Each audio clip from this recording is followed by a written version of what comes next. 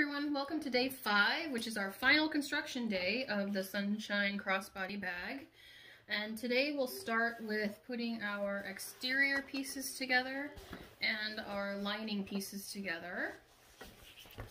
And it should match up pretty well all along.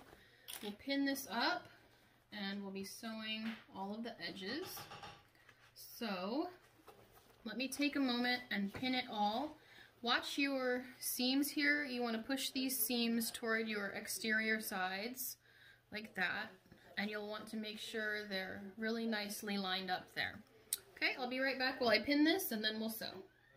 Okay, we've got it all pinned up here, and one thing I did want to mention is to make sure to open up your interior zipper. We'll be turning through this hole, so make sure that you can reach all the way through.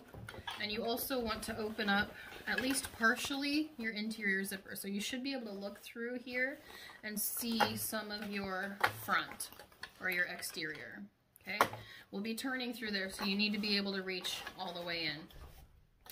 Okay, one thing I'm going to show you that isn't in the instructions is we'll be back stitching at the start and the stop of each side, because when we box the corners, if you just run right off, they have a tendency to go back a couple of stitches and it makes it really hard to box the corners.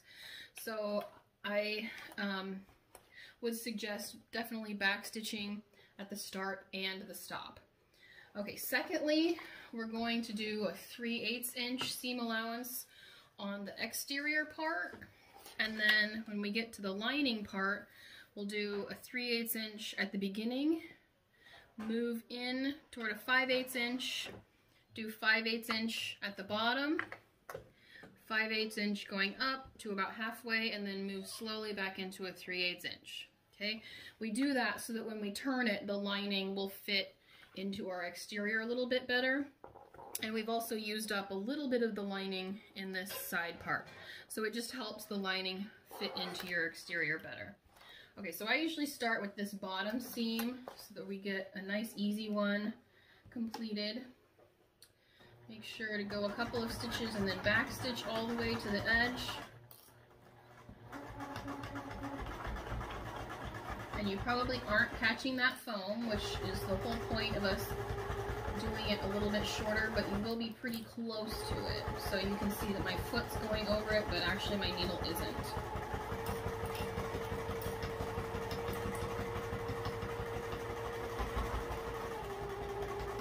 Back stitch here. Alright. Now I'll start at 3/8 inch here and go all the way down with 3/8 inch. Remembering to back stitch.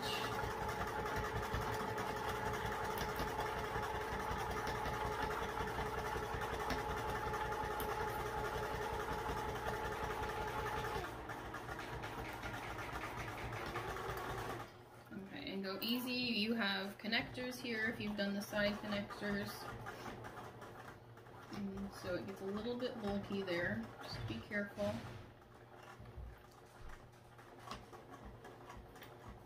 Okay, we'll go down to about halfway.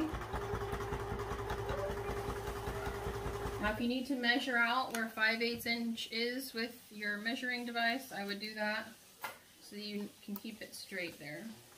We're about halfway, so I'm going to start moving out to the 5/8 inch. And go right off the edge, but back stitch a little bit there. Okay, and then the bottom we'll do right at 5/8 inch. No varying here. I like to go right to the edge with my back stitch so that that side stays in line when I'm trying to box the corners. It makes it a lot easier to box the corners if they stay really tight.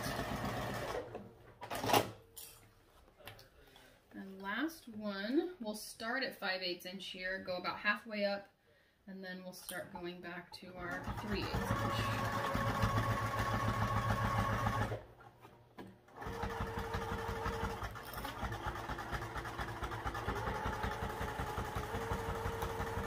Try and do this gradually, not all at once.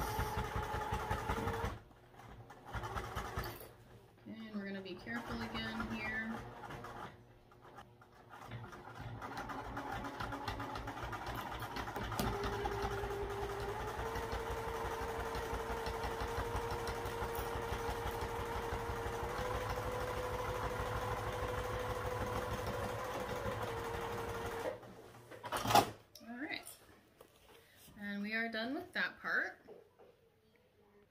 So now we will be boxing the corners, and you'll do this the same all 4 times, but I'll show you one time. So we want to fan open our sides, both sides of our corner, and open up the middle, and these will be pressed out on both sides. Alright, so you want to make sure that your seam lines up really nicely there in the middle. That will be the most noticeable part of this.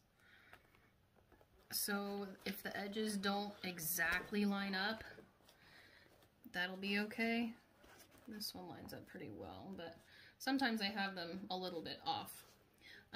These are sewn at 3/8 inch seam allowance, and it does get a little bit tough to get it in there. So I tend to do it up like this, which makes it so you can't see it, but I'll just be going right across here with 3/8 inch seam allowance and back stitch at the start and the stop again. I like to put it up like how the bag is going to sit. It kind of has a bottom to it anyway, so it gives it a bit of a bottom, and I feel like I can get it in under the needle a little bit flatter this way.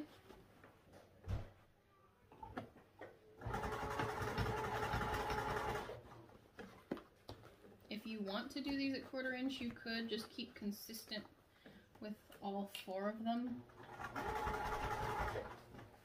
And if you have to sew not in a straight line, you can sew around the, it kind of is a more of a circle shape or curve.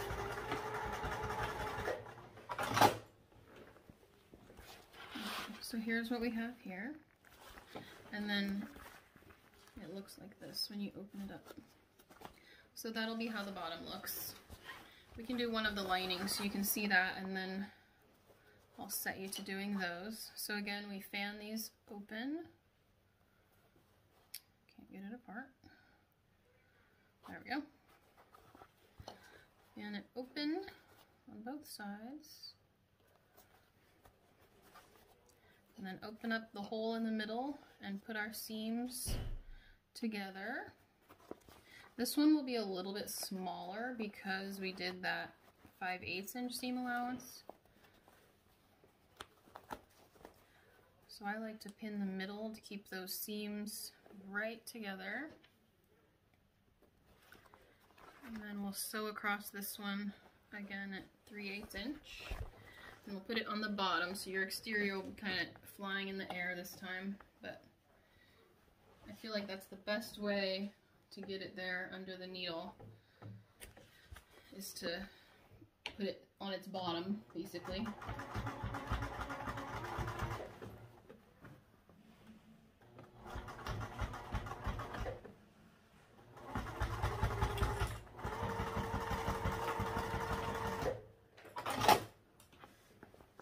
Okay, so go ahead and do the other 2 boxed corners. I will do the same. I'll be right back. Okay, so I've boxed the other 2 of my corners, and I've trimmed my seam allowances down to 1/4 inch, except obviously right here I didn't get too close, and you don't want to trim where your connectors are. The next step is to turn it right side out, so reach inside that interior zipper area, and we'll pull it all out.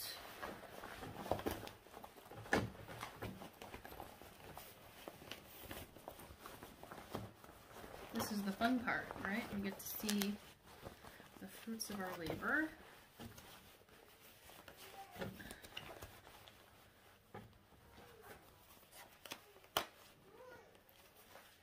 You can open up that exterior zipper a little bit more if you need to.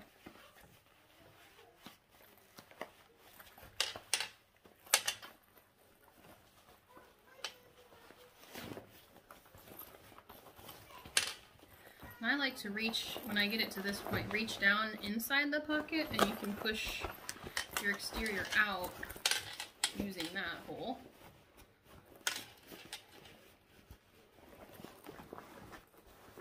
Push those corners out really well.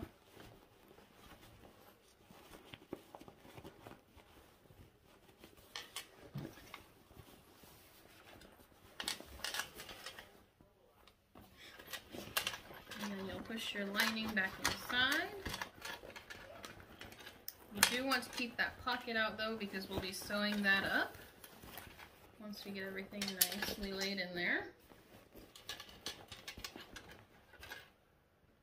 Okay, so we got it all turned out. Make sure you check all your seams, because this is the last chance you'll have to be able to fix any of them. Push your lining all the way back in to the bag.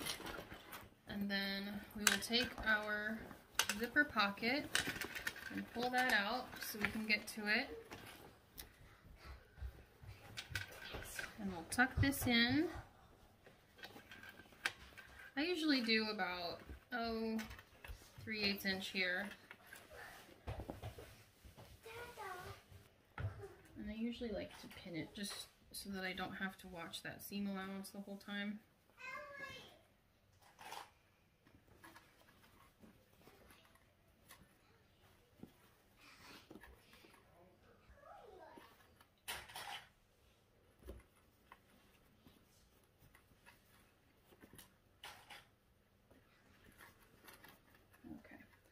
And we'll just top stitch across here. 1/8 of an inch seam allowance is plenty. You don't want to do too much. So we'll just top stitch 1/8 of an inch. I like to also back stitch here on the end. Make sure that that seam stays in place.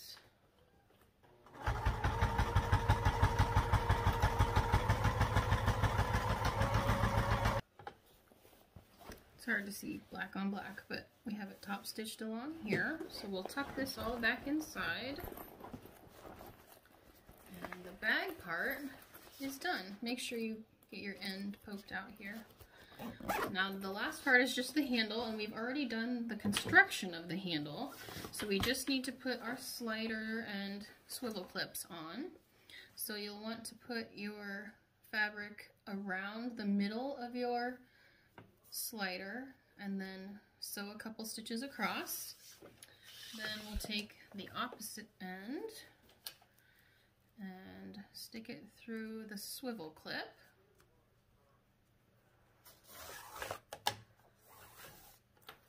Make sure it's not twisted. Once we have the swivel clip on, put your handle, loose handle end up through your slider side.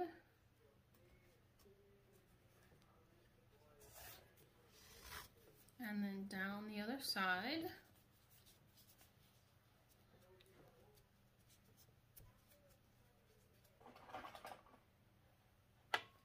I'm going to use these again, see if this helps.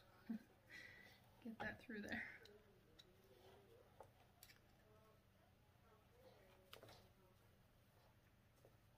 There we go. The many uses of hemostats, right? Okay, and then the last one will go on your other swivel clip.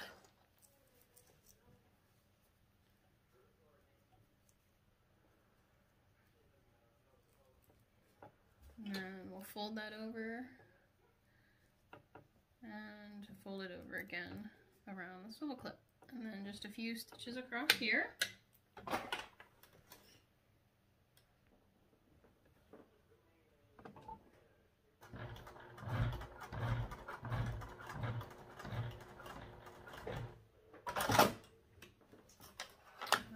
You can put rivets in there too. Rivets look nice.